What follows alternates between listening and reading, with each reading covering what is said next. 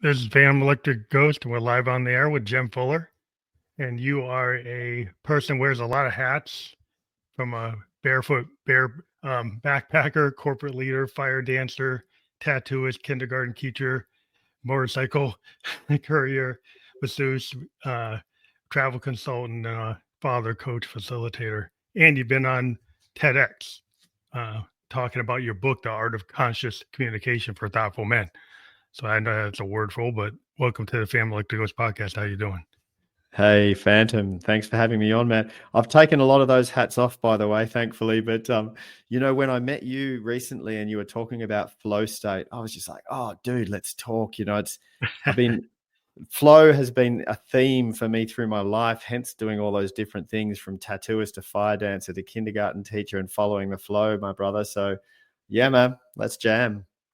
Yeah, I wear a lot of hats to give people a heads up. I'm a podcaster, music producer, software engineer, business analyst, project manager. So I do a lot of different things. I'm in my studio with all my Moogs and Rolands and hardware synths. And so I like having my art tools right in front of me. Yeah. So I can just do it. Stream of consciousness is my vibe. So after this, I'm probably gonna write a song. But just Beautiful, man. I love it. the way things go. Yeah, I love it. Writing music for me has been my therapy. I started writing songs. I've always grew up in a very musical family, and I started learning piano at the age of 4. And I'm glad piano was my first instrument, because then I got a visual on all the notes and where they sit with each other. It's And then guitar, taught myself guitar, and then learned saxophone and all sorts. But started writing songs when I was 15. I'm 53 now, and it's still my therapy. If I need to process something, if I need to express myself, to have something move through me, it's songwriting. That's awesome. Because I'm a child of the '70s. I was born in '67, and music was like my savior. In my house, my dad's playing, Nat King Cole, James Brown. My mom Yeah. playing the Carpenters, and my older brother was 7 years older than me. He's playing like Zepp and Hendrix. So I Oh, became a fan of like everything. dude, that's so good. That is so good. I was the eldest of 4, so I didn't have any older brothers or sisters showing me the cool stuff. I was born in 71, so I'm a little bit your junior by a few years, but I didn't come across Zeppelin and, the really cool stuff until I was in my teenage years, but absolutely love them. And it's funny, man, my partner, Talia, when we were first meeting each other and falling in love, and you're finding out about each other and what's your favorite music, and we both said favorite band of all times, Zeppelin. And then she knows every lyric from every song of every album, and as she's singing these songs and she knows every word, I was falling in love with her, man. I'm going, where have you come from? You're a woman who knows every. Into that depth. I've never seen a woman get that deep with Zepp. Oh, dude, she knew every song. I'm like, oh my God, can we I've seen hang her out, get that please? deep with Joni Mitchell or Carol Yeah. King or the Carpenters, but not that. Uh, Yeah. or maybe the Beatles. I did know like a couple of ladies that were really into every Yeah. McCartney Lennon song, but yeah, it's interesting because like music is a cathartic thing for me, and I do it because I love it. And I've been into synthesizer. I started on a clarinet, and then I needed like, well, I can't really. I was writing with it, but I said, I need something better, and I got into piano, and then I got into synths because I Yeah. saw like Joy Division uh, Uh-huh. on MTV, and I said, oh, what are they doing? What's that synth line? Like, what is that? Yeah. And I go to the store, and I was like, oh, there's like these mini Moogs sitting around. There's Jupiters and Junos sitting around. I was like, oh, maybe I should get into this. I was watching Duran Duran. Like, oh, what's Nick Rhodes doing? What's he playing? And like then I just dove into it, and I just been in it since then. So good, man. I love that. And you can trace back to your exact inspirations, yeah? You remember the song, you remember where you were, you remember what stage of life you were in when you got inspired by certain people, and then where that led you from then on. It's interesting, dude. I look back to my musical education, and my parents decided for me to do Suzuki method on the piano, which is where you hear a song and you learn the song by hearing it, and then you can go and work it out on the piano. And my sister, she learned how to sight read music. So she did the classical sight reading. Training. And for us now as adults, we have different abilities. So with her, she can sit in front of a piano and you just put the music in front of her and she can sight read it. And I can't do that. But for me, you put me in a room with a group of other musicians and we can jam. We just jam. We just start playing and it flows, you know. It's kind of like the old, African American case. You think about a lot of African Americans can't sight read, but then you got jazz guys that can, right? So it's not like a blanket statement, but a lot of either Delta blues guys they couldn't read. Yeah. And Hendrix didn't read. Yeah. And so the idea they kind of feel like if I hear something, I can play by ear, what we call play by ear, and that's how. But I was trained on the clarinet how to sight read, Uh-huh. but it's like the treble clef. It was like Yeah. just that. And then I started when I started learning piano. I did initially start that way, and then I said, I forget it. I would just listen to the records and pick off the records, and it just felt. And I was hanging around, other African American musicians, and it was like, I was with a drummer, and he'd just pick it up. Like I would do a chord arrangement, and he just found what went with it. Bass player would just pick it up. I didn't really have to say that much.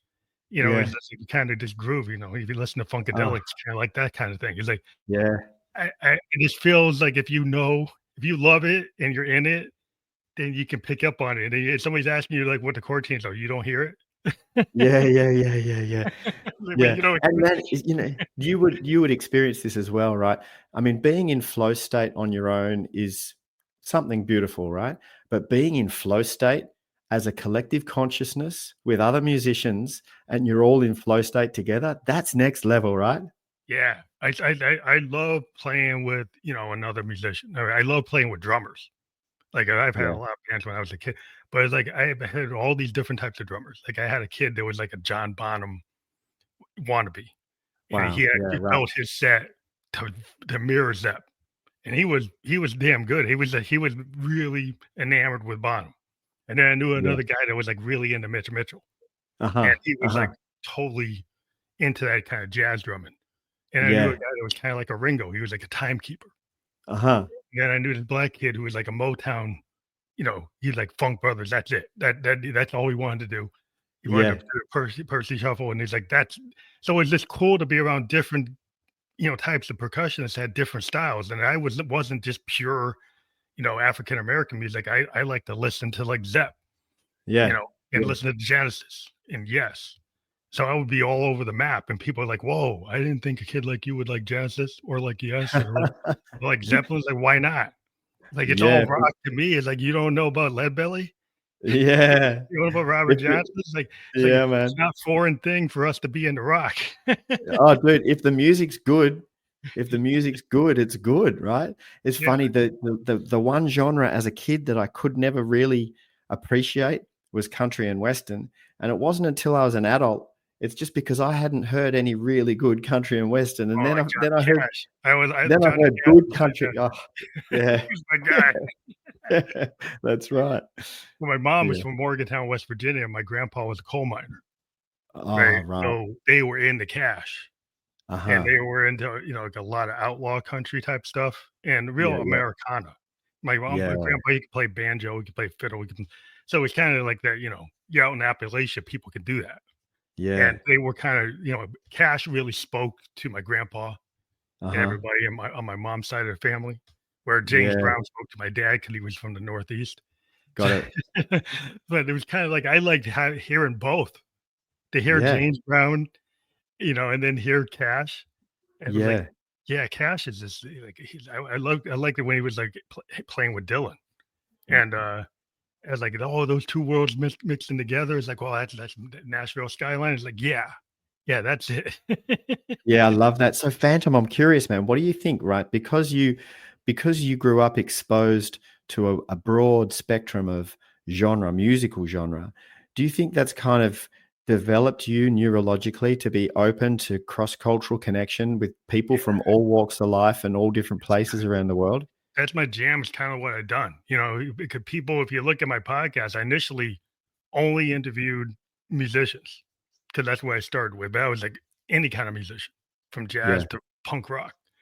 And then I opened it up to, poets because they're creative, and then writers, authors, and then film directors, and then actors, and then Podmatch came along, and I was like, oh, I'll talk to gurus. I'll talk to shamans. I'll talk Yeah. to life coaches, and then I started to my central theme was creativity is a human trait, and whether you're Yep. an entrepreneur or CFO or a Yep. therapist, you can Yep. understand flow state, right? Uh-huh. It's part of your program. It's part of your if you're a TEDx talker, it's like you know how to riff, you know Yeah. how to deliver. And Yeah. so the idea that human creativity isn't just for Shakespeare, isn't for William Blake or Orson Welles, it's across the board. And I Yeah. found a way to like just be very expansive. And it helps me because that's it. My mindset has always been that way. I had this kind of punk aesthetic. I listen Uh-huh. to everything. Yeah. If So you're cool. That's good. that's so cool, man. And when I'm talking with someone and they say, "Oh, I'm not very creative," or "I can't access flow state," and then I get curious and I'm like, "Hey, tell me something that you love to do. What's something that you just love? You love doing it. What? So tell me, and they'll tell me anything, that thing. So when is it when you're doing something and you lose track of time and it feels like you've been doing it for 5 minutes and 2 hours has just disappeared? And they tell me, and I'm like, that's flow state. Yeah, that's Do true. more, go do more of that, you know? A lot of people feel like you gotta be, Dylan or Joni Mitchell or Neil Young and to be an artist, and you don't have to. That's why I Mm, loved about the punk aesthetic when Joe Strummer popped up. And like the age of the perfect pitch, having yeah, guys that could, out there like they could go beyond like the normal artist, like Freddie yeah, Mercury's, like John Lennon's like, oh, how are we gonna be like that? But that idea of the punk aesthetic, like, well, we can have the Ramones, we can have Who's to Do, we can have Paul uh-huh, Westerberg, we can have all uh-huh. these people that had heart and passion, and you didn't have to be perfect, The right? Sex Pistols. Sex Pistols, all that stuff, from the Cramps to the Sex Pistols to all those Yeah, bands. I was into everything, before yeah, grunge. I was just, even Neil Young was like the grandfather of grunge with that Crazy Horse, and the yeah, idea that you could have an album like Tonight's the Night, and he has that uh-huh, shaky voice, yeah, or he sometimes doesn't have to have that shaky voice. With Crosby, Stills, Nash and Young, it's like perfect pitch, perfect yeah, yeah, harmony, but then he'll go off and do Crazy Horse and do Rust Never Sleeps or do, you know, Tonight's the Night, Time yeah, Fades Away, and he's like he's got that shaky kinda punk aesthetic before yep, anybody was really doing it. Maybe The Who, yep, Townsend was doing it a little bit, but, yeah, yep, yeah, I just love people that are willing to, push it, from, like, I don't know, even you got, like, Lou Reed and the Velvets. I was yeah, enamored with the Velvets. I was like, "Well, you can do that? White light, white heat, like 20 minutes of noise on one side of the yeah. record, you can do that?" It's like, "Wow, that's." Yeah, man. Do you think it's as creative as it used to be? In the underground, like, I follow people on SoundCloud, Mixcloud, all these underground places because 'cause I'm always looking for people to interview. Yeah, In the mainstream, we've kinda lost touch. It's kinda like Zappa said. Zappa said in the old days, record executives didn't know. He's like, "I don't understand it, but I'm gonna give it a chance." And yeah, then Zappa said, "Well, then these new guys started thinking they did understand it, and now they don't give anybody a chance, and they yeah, just yep, replicate what they think everybody wants." And the yep, old guys would say, "Well, I don't know if I like it, but let's give it a shot." And yeah, the yep, problem we yep, have is people are not willing to let the Hendrix show up, right? To yeah, would you get a Talking Heads today? Probably not, because people say, no, "Well, I don't know what to do with that." yeah, Well, the old executives knew what to do with that. yeah, yeah, and then you've also got this other element today as well, where you've got YouTube, for example, or any of the other platforms, where somebody who is not signed, somebody who doesn't have a record label and doesn't have anything like that, but they're good, Yeah, and they can get on there, and if they're good and it goes viral, then boom, and they then blow they up, can get picked up. Yeah, it comes out of left field, and it's kinda like sometimes I don't know how sustainable is that left field because it comes out in some kinda like a one-hit wonder, or Yeah, sometimes they break through. You get like a yeah, Tyler, the Creator.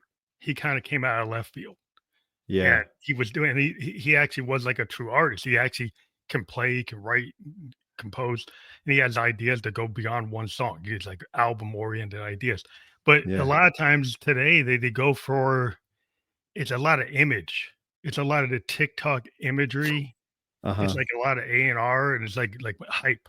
There's so much hype, and I know it's always been hype, but it's like it seems like you don't have the college radio where I used to listen to, like, Michael Stipe and REM Yeah. and Yeah. all these bands that were breaking on these, like, in local markets, Yeah. like Detroit and Austin and Boston, LA. You get these different scenes, and now it's like this just like seems like a funnel, or they're just pitching things through this very narrow lens of Yeah. what everything has to be perfect Yeah. in the Yeah. Yeah. DAW. Yeah. No, Yeah. nobody wants to have something that's out of tune or off key or experimental. They're like, why that doesn't fit the algorithm. Yeah. But the Yeah. Yeah. Beatles didn't fit the algorithm. Hey man, we had a beautiful live experience just this Saturday gone in Melbourne, Australia, and my partner and I went to see Pearl Jam. Oh, I And like Eddie. some bands 30 or 40 years down the track, they lose it. Their vocals are just no good anymore, or it's just no good. Wow, man, Pearl Jam nailed it. They were so good. Eddie Vedder's voice is still completely there. I He love Eddie. sang. Oh, his pipes were just on point, man. All of them were so good. We were blown away, dude. It was in a big, massive football stadium, open roof, He's kind of and a the fan of fans. the old school, like Neil Young. I mean, he's a big fan of Neil Young, Yeah, and just the whole kind of punk aesthetic. And he kind of rebelled when 10 came out, and then you yeah, get yeah, verses. yeah. Verses is like a rejection of 10. Uh-huh. Verses is like going to trying to become Husker Du. They're Yeah, trying to become the replacements. They're like they were this big top 10 band, and then suddenly they go punk. uh-huh. And he always seemed to kind of reject, he's like, I'm not going to do videos. I'm not going to work with Ticketmaster. He's always trying to be like, even though he was popular, he kind of Yeah. rebelled against being popular. Yeah, yeah, yeah. And he couldn't help it, man, because they were just too good. So that was our most recent live experience, which was really well worth it. I love in America, and people will go see them 3 nights in a row because Eddie will change things up. He'll Uh-huh. kind of go, kind of stream of consciousness is his flow state is his thing. That's what he Yeah, likes to do. And yeah, remind me of when Dylan used to go out and do different versions of Idiot Wind and Tangled Up in Blue and like Blood on the Tracks with the Rolling Thunder review. He would reinvent his music, yeah. and the band sometimes didn't even know where he's gonna go. I He would love like that. Dylan was famous for this like change in lyrics, Uh-huh. in the middle of known songs, Yeah, yeah, throwing yeah. out different versions of the song. I'm like, I guess you're ready for that. Yeah, yeah, yeah. Let's jam. That's it. Let's It's just do like that. getting up and jamming, That's so good. Kind of San Francisco ideas, but Grateful Dead Yeah. kind of idea. Yeah, yeah, yeah. I love the story of the very first time that the four boys got together to become Zeppelin. They got together for their first ever jam, and Jimmy Page orchestrated the whole thing, man. He put that whole thing together, and he got those like absolute studio master, and he got them all in the same room together downstairs in a venue in London, and they jammed, and they blew each other's minds. At the end of that jam, they just But went, they're all this awesome. "Oh man, He just like picked the right people. what just happened?" Like they Yeah, blew each other away. Yeah. because like John Paul Jones is amazing. He's an Oh, amazing ridiculous. keyboardist. He's Yep. underrated as a keyboardist, just as good as anybody like Wakeman or Yep. anybody like that. And the bass player, he's a really good songwriter. Yeah. Yeah. You have this amazing songwriter, and then you got all the guys can write, Yeah. and they all have these amazing talents, and they really complement each other compared to like the Who, where they're kind of fighting each other. Like the Yeah. whole time, the Who is like it's trying to blow up, but it Yeah. works, right? Yeah. It works, but they're always almost at the edge of blowing up. Where Yeah. Zeppelin is like really enhancing each other, Yeah. where the Who is kind of like Moon's kind of trying to blow it up, literally and figuratively. Oh, that's crazy, man. It's so good. What would we do without music? Hey, how's this, bro? I was reading this book around the origin of us as a species, and when they look back, when archaeologists and anthropologists look back over the evolution of Homo sapiens, right, of humans, they know now that a long time before words came, a long time, our bodies were singing. We were singing. We used to communicate like Singing like tone, birds. just with tones, like Yeah, birds, right? We yeah, yeah. we used to sing to each other, and so song, Really. music is hundreds of thousands of years older than the spoken word, and it's so much a part of us. That's why you can play a major chord and vibrationally you feel a little bit uplifted, a little bit happy, and then you play a minor chord and you feel a little bit sad. It's all within us, right? I mean, I know you know this. I just think it's miraculous and it's beautiful and wonderful that song is in every cell of our body, you know. Well, I think song kind of ties to your frequency. Like everybody's body has a frequency from your heartbeat to your Yep. kind of aura. And the Yep. idea is music is a way to now your voice when you talk you're kind of singing and Yeah. poetry shows it's similar to song Yep. but Yep. but when you go into song it's like the pure form because Yeah. songs can trigger like visuals like I call it like a sound painting you can get like a Yeah. cinematic thing when you get and songs can trigger like soulful heart things that Yeah. sometimes even words don't do it, but when you combine words with music or Yeah. even vocalizations, they can make people feel things. And I'm a synthesis, so I play with sound design. So I Uh-huh. play with oscillators on Moogs and they hear, sine waves, cosine waves, ramp Yeah. waves, triangles. And you can actually kind of predict as a musician, once you've been playing with these waves and playing Yeah. with patterns, how people are going to react to them. Something that's harmonious, everybody will Yep. be in the wave. Yep. Something that's very discordant, be like, like a Clash concert Yeah. or Sex Pistol, the mosh pit from the Yeah. grunge age. Yeah. You can Yeah. Yeah. trigger behavior from the patterns. And if you Completely. know what's going on, you Yeah. can actually know that you're gonna trigger that. Completely. You are the orchestrator. Yeah, 100%, man. Geez, the different experiences I've had in my younger years where I was combining psychedelics with psytrance music in outdoor music festivals. psytrance, yeah. And oh, dude, like that it's crazy. And when you get into flow state and you completely surrender, like you completely let go and surrender, your body knows what's coming in the music in the instant that it comes, you know. So the music could do a massive flip or change and you're on it, you're in it. You're You're just not following behind. it. Yeah, because Oh, I think we're very much like you said, it's ancient, the relationship with our bodies and our soul and our everything, we can tap into it because, like, there's a rhythm going on from your lungs to your heart to, like, the yep, waves in your brain, yep, and when you're open to it. And yeah, some people, they have to take substances to get more open to it. Other people are yeah, already kinda in tune with the muse or in tune with the universe already. yep, Some people are resistant to it, but, like, once sometimes things come in and you can't help it. yeah, You just get brought into it. yeah, That's why yeah, people like to go to these, raves or events or trance or psytrance or even to, the old hippies going to the Grateful Dead show and being there for 5 hours with the yeah, Dead just playing. It's like, what was going on? It's like, but they were in tune with it. They were 100%. synced into it. Or like, when the Yeah, Velvets were with Andy Warhol and they had the happenings. And it yeah, was like visual and poetry and music and even like Frank Zappa and the Mothers, they used to have these happenings. And uh-huh, I think anytime people kind of have that cross cultural, cross genre, cross art, and you have the yep, visual, you have the music, you have the poetry, you have yeah, actors, then it's kind of what we did, ancient humans in front of the fire, in front of uh-huh, our drums, 100%. is Yeah, what we that's were right. doing. Yeah, man. It's in us. It's always been in us, and it's a portal. It's a way to experience reality because the reality is that we are all intrinsically and inseparably a part of the greater system. Right? We are a part of the Yeah, fabric of the greater system. That's reality. The illusion is that we're separate.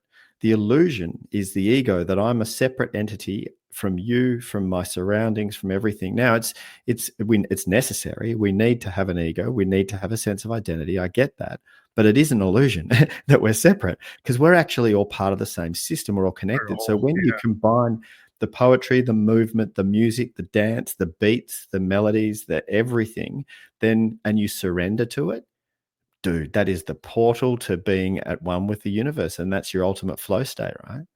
yeah. I mean, I think that people are so into individualism and capitalism and the responsibility and the roles, and they, art is kind of like, oh, you look down on art when art is the core of Right? humanity.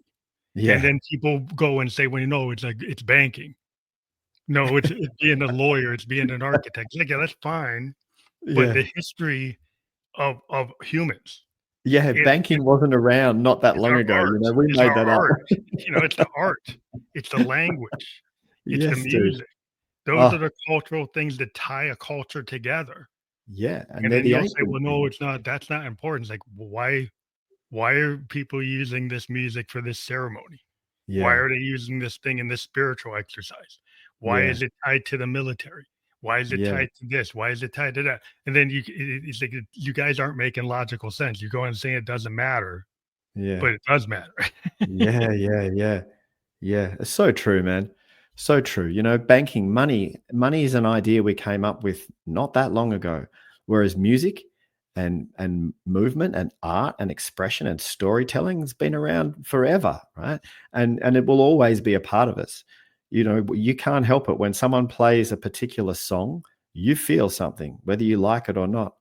Yeah, So yeah, it's interesting, isn't it? I think especially in the Western culture, but in lots of cultures, we've been losing that. We've been forgetting that, like you said, and we're making capitalism this ideology that's more important than what's really going now on. you got all these tech bros telling us the AI can replace all artists. And I'm like, really? Now, tech has always come along and enhanced our ability to create art, you Mm, know, from mm, using charcoal to actually having a pen to a brush. We've always used some kind of tech to enhance our capability. But the yeah, idea that AI is going to replace a songwriter, it's going to replace an actor, it's going to yeah, replace a photographer. And the problem is, I understand why the tech bros say it because they got the token and they make money if you yeah, use their yeah, yeah, token. And they get yeah, they so yeah, they're trying to just shift money from yeah, artists to yeah, them. yeah, So when you use the AI tool to create your art, you don't pay an artist. You're paying the token. You're paying them. You're paying OpenAI. yeah, yeah, So they're yeah, just trying to and shift you your yeah, your your your idea is like, oh well, it's not valuable for me to pay this independent artist to draw my cover of my book. I'll just yeah. have to pay OpenAI to do it. Yeah, yeah, yeah. And something that that all the different AIs, as stunningly amazing as they are, and the future is, we can't even imagine it. But something that they can't replace was 70,000 people in a football stadium rocking out to Pearl Jam on Saturday night. They Yeah, you can't can't replace replace that. that. There's an energy that's just you can't even replace that. And I saw an interesting thing on YouTube, and they were talking with four of the leading AI CEOs, and one of them is in the film industry, and the the person who the interviewer was asking, and he said, "Do you think that AI is going to replace actors in the film industry because we won't need them anymore, or replace directors or the writers, or replace the people?" And the guy said, "No, I don't think it will, because it'll enhance what they do and it'll make it much easier and cheaper for them to make movies." But he said, having someone standing behind a camera, filming someone standing in front of a camera, that captures some kind of human communication around stories that can't be replaced. It can be enhanced, but not Mhm. replaced. And I like that, because there is something that we can't quite replicate that is very human. Yeah, I've talked to so many guys. They're kind of just like they have this mindset that it's kind of very mechanical. Their understanding of art, and yeah, the machine libraries can take everything that's been put into them and approximate art. But Yeah, what they don't have is the style and the heart.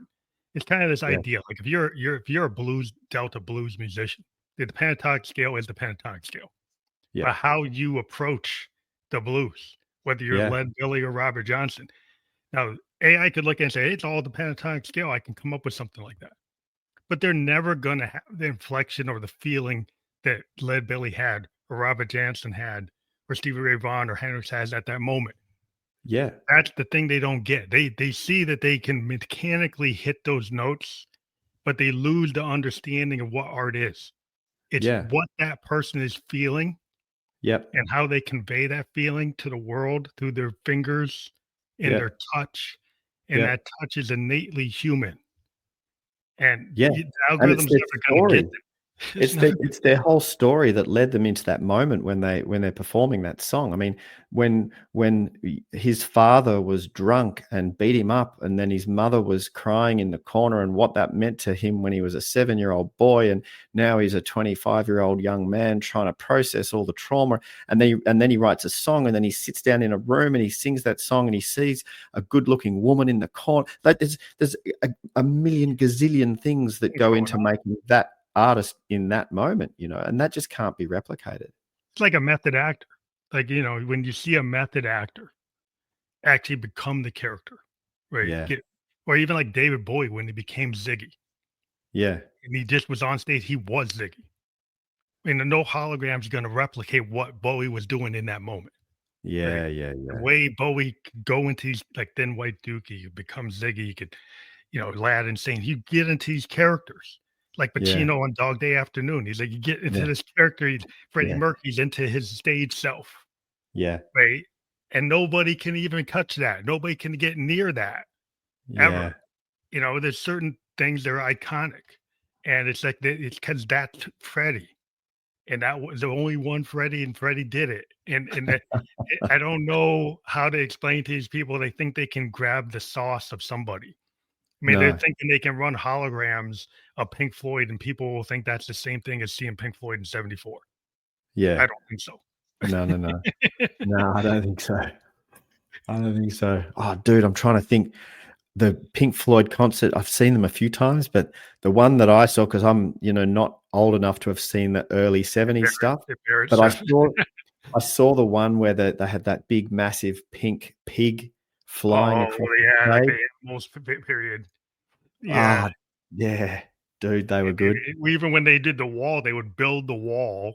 That's By the right. time they were done, the wall covered them up. That's right. Yeah, yeah, yeah. It's like, do Ugh, people even think like that anymore? nah, I just there's like I miss the '70s kind yeah, of aesthetic of yeah, seeing the way these bands used to operate. yeah, Um, I saw Parliament Funkadelic. I saw the Who. yeah, yeah, yeah. I saw these I saw the Allman Brothers, Oh, which is an yeah, dude. experience in itself with Dickie Betts and Greg Allman. Oh my god! Oh, And yeah, I dude. watch those guys play for like 4 hours. We always get stuck in the 70s. Me and my partner, my woman, Talia, we do this thing together where we go song for song, right? And we work our way through the decades. So we'll start in the 50s, say, and we'll go, all right, and we have Spotify and we're sitting around drinking wine on a Friday night and we go song for song, working our way through the decades, and we get into the 70s, man. We get stuck there because Yeah, there's so Stuck is many so good good. songs. It's like so you look at the top 10, top 20, any any year in the '70s, and then Yeah, look at the top 10 now, yeah, and really tell me, are these things gonna really survive like those things? yeah. Even go in True. the '60s, look at the charts in the '60s. Yep. You look what's in the top 20 from 1960 to 1970, from Yeah. 70 to 1980. Yeah. Even 80 to 90. But it's like, Yeah. it's just there's something about the creativity. And Yeah. you can find it in underground places. You can still I find bands all the time. Uh-huh. Whether they're in Berlin or Norway or Netherlands or Australia, wherever. I Yeah. find bands because I'm looking for 'em, and I know Yeah. they're Yeah. there Yeah. because what I'm being sold by the A&R is like I'm not buying, and I'm looking Uh-huh. for the other stuff. Yeah, yeah, yeah. I love it. Yeah, yeah. Oh, that's cool, man. That's cool. Hey, do you create like do you share some of the stuff you find? Do you share it or Oh, yeah, flag it or I pin it or interview bands, that was my whole jam. Now I don't find as many. I mean, I found 1 or 2 a month that I uh-huh. find bands and I'll interview, and I kinda bring them to the world through the show. But, I'm gonna go back over your whole playlist, man. I want to go and hear it. if you go back to the stuff I was doing in 2016, 2017, you see a lot more bands. All right, Then cool. I'm gonna go find them. it's kinda like the price of COVID kinda knocked some of the Uh-huh. indie guys down. Not that I Yeah, don't find them, but I do find them. Um Yeah, it's just I'm always looking for artists because they art to me is like that's what makes me happy. And yeah, being a musician, I'm always looking for like who's doing something that's interesting. yeah, And I don't always want to just look at the '60s and '70s because I always go to that. But yeah, I'm looking to say, is there anybody doing something that's really kicking? Yeah. And I don't really care what genre it is.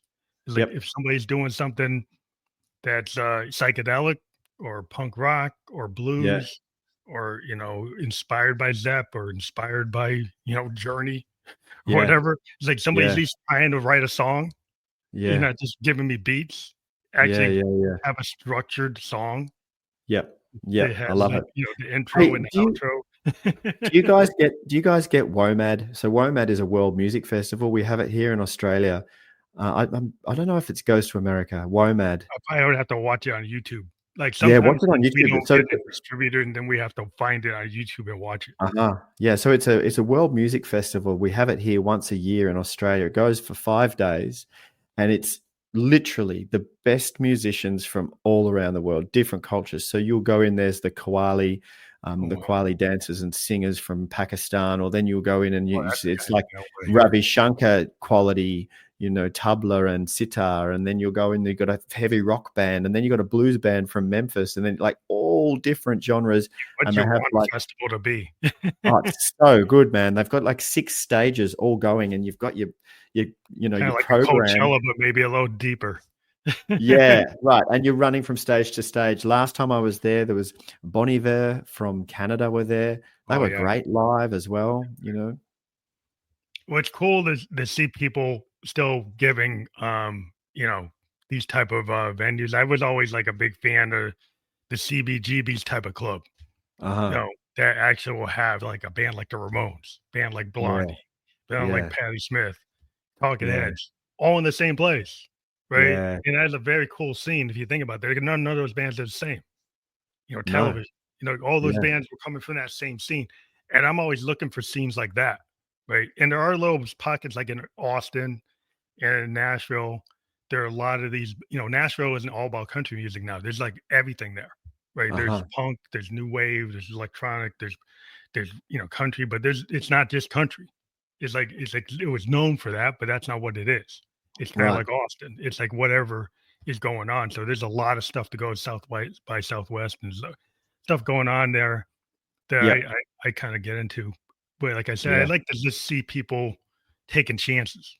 You know, Oh, yeah, for sure. Yeah, absolutely. And there's a certain amount of courage and in taking chances, right? And when you're taking chances, that's when the genius can emerge. That's when the flow state and the creativity, sometimes just something pops from that is, wasn't going to happen unless you took a chance, right? If you were playing it safe, that creativity just can't happen.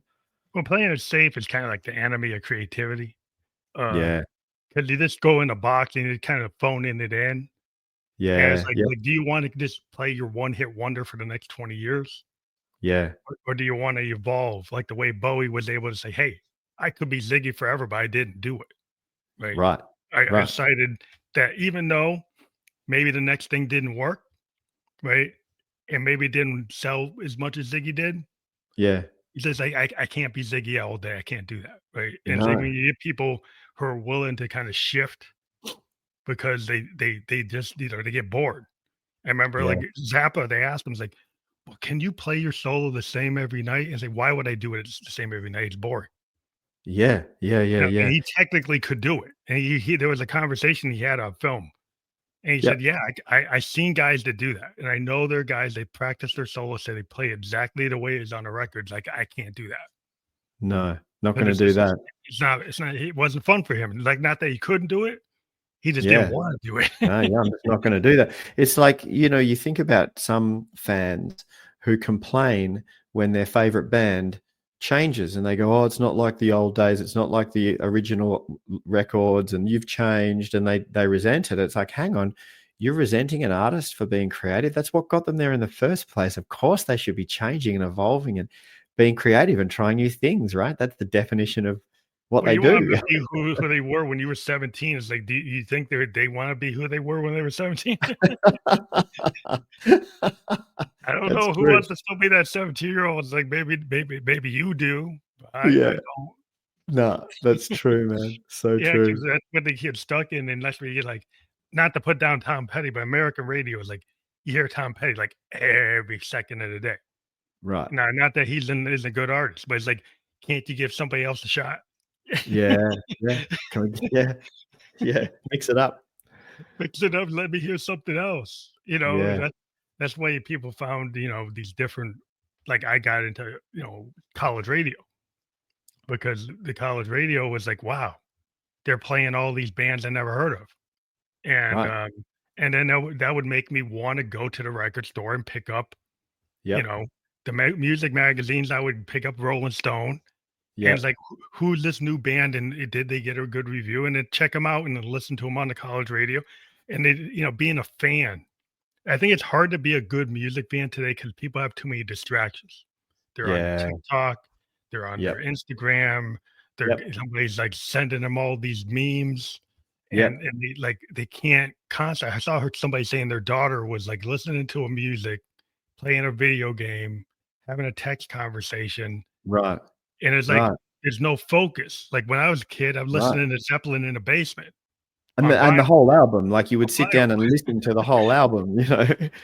I don't know kids that listen to a whole album of anything anymore, and there's this great acceleration, right? Everything's getting faster and faster, so the length of a scene in a movie is getting shorter, and the number of action moments have to get closer together, and, even when we look from satellites down onto cities, we can measure the speed at which people walk, because people tend to walk in a city, they walk in sync with each other, and even the speed that we walk is increasing, right? So everyone's getting more and more in a hurry, and our attention span is getting shorter and shorter. And like I tried to say to my boys the other day, hey, sit down and listen to the whole of Pink Floyd The Wall, the album from start to finish, because it's a journey, it's a story, it's a movie. You need to listen Time. to the whole thing. Like, I'm not going to sit and listen to a whole album, woe to go. That's the thing is like, even like I was talking to authors and it's like, oh, 70,000 words, 80,000 words. I can't do something 200,000 anymore. The Yeah, right. publisher doesn't want me doing it. It's hard to Yeah, break through to 130, yeah, 130,000. It's like, well, how are you supposed to tell the story? yeah, Right? The story demands it's 150,000 or 200,000. You're telling me I can only do 70? yeah, And then I got to do part 2, part 3 because your attention span has to be divided into 3 parts. So yeah, it becomes a trilogy because that's how you got to yeah, market it. I mean, that's how things are working. And yeah. like, why does it have to work like that? And then they put it on Audible, and yet people listen to it at 2 times the speed. Yeah, it's like the whole thing about reading is Yeah. a physical thing of having that book Yep. and having the tactile, just like with the vinyl. There's a whole tactile thing about getting a vinyl with Led Zeppelin record and seeing Yeah. the art on the thing, reading the liner notes, sitting there in the basement Yeah. and going through side A and then flipping it to side B. Yeah. There's something about to me, it's a complete thought where people would listen to these playlists. They're getting like the cliff notes of an Yep. artist. They don't know the depth of an artist because like their single is not who they are, No. right? The who they Yeah. are is the B side and the deeper cut that you didn't Yeah. listen to.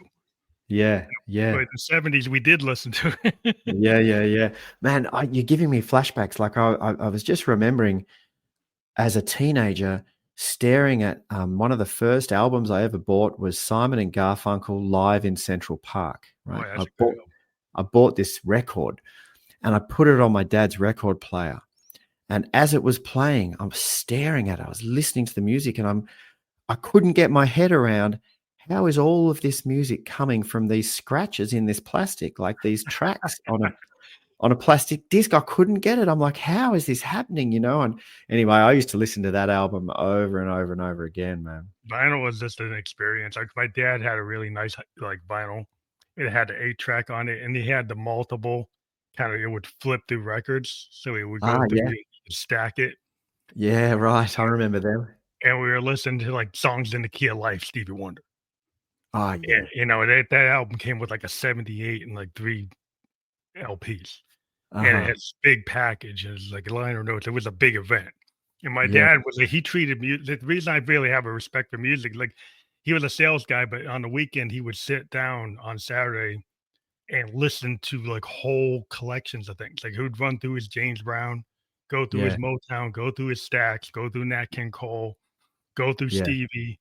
He just whatever. He'd be on a kick, and he would. And then I was like, I got into it because I was into music, Uh-huh. and I would just sit there with him, and he's like, yeah, that's like, and it was like the art of being a listener Yeah. Actually, listen to Brubeck, listening to Yeah. Miles, and just finding out that jazz is cool. And some kids, they Yeah. couldn't get into jazz. Well, I can't, there's nobody singing. So I Yeah. can't get into it. Yeah. It's kind of the muso's music, you know. If you're a musician and you understand the technicality that it takes to actually play an instrument, and then the ability to be so good technically that you don't have to think about the technical anymore and you can just let it flow through you. And then you sit in a live venue with a really good jazz band in front of you, Yeah. and it's mesmerizing watching these Yeah, musicians reading just, like a weather report. If you go watch, yeah. like, if you watch a video like a weather report playing, or like Sun Ra or Yeah. Coltrane, or Davis playing with Yeah. Coltrane, and Yeah. there's some of that stuff is like, oh my god, you're seeing Herbie Hancock, you're seeing Davis, all Yeah. these. Miles was like finding all these great guys, Yeah. and it's Yeah. like, oh my god, like everybody in his band's like is tops. It's like everybody he picks is like, well, this guy just knew how to pick people. He Yeah. knew how to build a band, and I'm Yeah. like, Oh, wow, completely. Yeah. and it's just like this at the level. I had a One of friend that was into Yeah. rock, and he just couldn't get into jazz until one day he finally figured it out, Right. and he suddenly called me. He's like, "Oh, I can't believe how good this stuff is." Like, I was telling you for years to Yeah. listen to it, and then suddenly he finally figured it out. Something Uh-huh. clicked, and he's like, "I can't believe it." It's like, I Yeah. would have missed this stuff, and then suddenly he got it, and then he's been on that train Amazing. ever since. Amazing, man. Hey, there's a client of mine here in Australia. I coach leaders, and there's a client of mine here who has one of the top restaurants in Australia, but they're out of town. They're in a small little village, but people travel from all around the world to go for this experience, right? And they've got accommodation there. So I think there's only maybe 5 rooms, and it's Wow. all 5-star, right? I don't know how many Michelin hats they've got. They're like, Wow, they're that's awesome. expensive, right? So anyway, the point of the story was that I'd been coaching them, and then COVID came, and they couldn't have any clients because no one could go anywhere, and they were struggling, but they still needed me to coach them. So I said, you know what? Don't worry about paying me. I'll just do it pro bono because, let's just get through this together, So I coached them. And then when they opened back up again, they said to me and my wife, hey, you guys come. We want you to have the full experience. So we went and had the dining experience, which was next level. And they gave us accommodation for the night. We went into the room, and the rooms were stunning, like beautifully made, these rooms architecturally designed. And over in the corner by the bed was a record player, a double record player, and a whole shelf of vinyl, hand-picked albums like Tim Buckley and Jeff Buckley's Grace and Zeppelin and like all these All albums, these and great albums. Miles Davis and blah blah blah.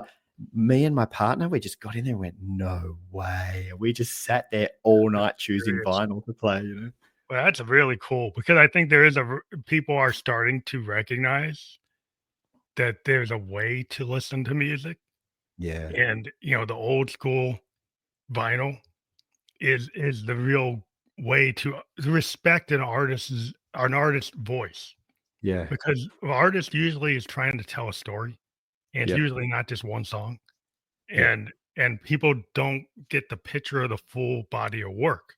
And Yeah. that's why I've always tell people, like, if you respect an artist, don't just listen to the playlist. Go find a record and listen to the whole record, Yeah. and then get into the catalog and learn who they are. And start slowing down. Do you Mm. really need to hear this playlist of 100 different bands, or do you go and actually take some time to learn who a person is? I love You know, that. I think it will help you out, because, like, once you get you'll see the kind of audio literacy we need to have to respect musicians, because they're like, we'll get to this age of AI. If people don't respect, if they think music is just background Yeah. and they don't understand the depth of it, then they might get fooled into thinking AI can take over, because Yeah. they just use it as a background for when they go jogging Yeah. or when Yeah. they're cooking, and they Yeah. don't really understand what it's supposed to be. Yeah, and AI is learning. It's learning all the time about us and what it thinks we are, What we right? And want. what we like and what we don't like. It's learning, right? Every time you click on something, every time you type something into something, so AI is learning from us. So what do we want it to learn about us? Do we want it to learn that we just, treat music like a one-hit wonder and move on to the next thing, and we only listen to half the song because we get bored? Or do we want it to know that there's a depth of character, that we sit down and listen to an album and on a Sunday afternoon? We want AI to learn that, so that when it's replicating and feeding us everything it does, that it's got a bit more depth to it. Yeah, and you actually read Moby Dick, like that you read Tom Sawyer, that you Yeah. read Pride and Prejudice. You don't just read the cliff notes. Yeah. You actually go and read the book. Or you Yeah. read like some of the Victorian poets, like, you go listen, you go actually get into like, Yeah. William Blake, and you get into Wordsworth, you get into Tennyson, and you actually dive into it Yeah. because there's something there. I mean, the kids are always like, why should I read Shakespeare? Read it. Yeah. Then you see the depth of the story. Yeah. It's like That's right. everything we see in film is kind of coming from having a Yeah. knowledge of the canon. But Yeah, then that's right. you don't go and learn about the canon because you don't have time. I know people say, "I don't have time." And it's like, "What? You don't have time? What are you in a hurry to get to? Where there's no finish line, dude." Cat I mean, video. there is a finish line. It's when you die, and you don't know when you're gonna die. Like 100% you're gonna die, but you don't know when, right? And so it could be tomorrow, it could be in 40 years. But what are you in a hurry for? What, you're here, you've arrived, you're in this moment. How good do you want this moment to be? And if you slow down and stop and read the book or listen to the album and drop into this moment, then the quality of your experience of existence goes through the roof, right? And there you are living a beautiful life. I think people have to give themselves permission structure to actually slow down and listen. Like the core of being a good like audience is actually have the listening skill, Yeah. and then having the patience. Like if you're a reader, if you've got the patience to actually go through a 200,000 word book, right? Yeah. To actually Yeah. stick with it and stay in it instead of Yeah. getting distracted by all these like the cat video or the TikTok video. It's like, well, everybody's blowing up my phone. Got to watch this new TikTok video about somebody doing some inane thing. Like, should I have really jumped out of Orson Welles, The Third Man, to watch that, Oh, dude, you're or actually cracking watch me up. Orson actually do a classic performance? Right. Oh, that's funny, man. So true. It's what people are doing, dude. It's the distraction thing. Well, I think it just makes people, they want to feel like they're active in the modern world, given this thing's like, well, that means I'm part of this world. Yeah. But do you really need to be part of that world? Or Yeah. can you find other things Yeah. that might actually give you more benefit? Then it's kind of like junk food culture. You Yeah. know, like, do you seek out the food truck or the Michelin restaurant, or do you go for what's, the 7-Eleven burrito? Uh-huh. It's 'cause it's just quick and easy, and you're on Yeah. your way. Drive through McDonald's. But, yeah, I know you've got some things you gotta do, but we always end up going quicker than we ever imagined. We're almost at the hour, and, Yeah. I did wanna give you your time back, but, that you do have your jemfuller.com/books. If people click on that, that will be fully clickable, and that's a way for people to get into your book or any of the books you've written, right? And how to That's contact beautiful, you. man. Yeah, you can find my books there. There's an ebook there you can just download for free if you want something shorter. But if you want the full thing, it's been I was lucky enough to sign a publishing deal with a publisher in Miami, Florida, a few months ago, and so they've re-released my book, which is awesome. It's also on Audible, and yeah, you can go grab that.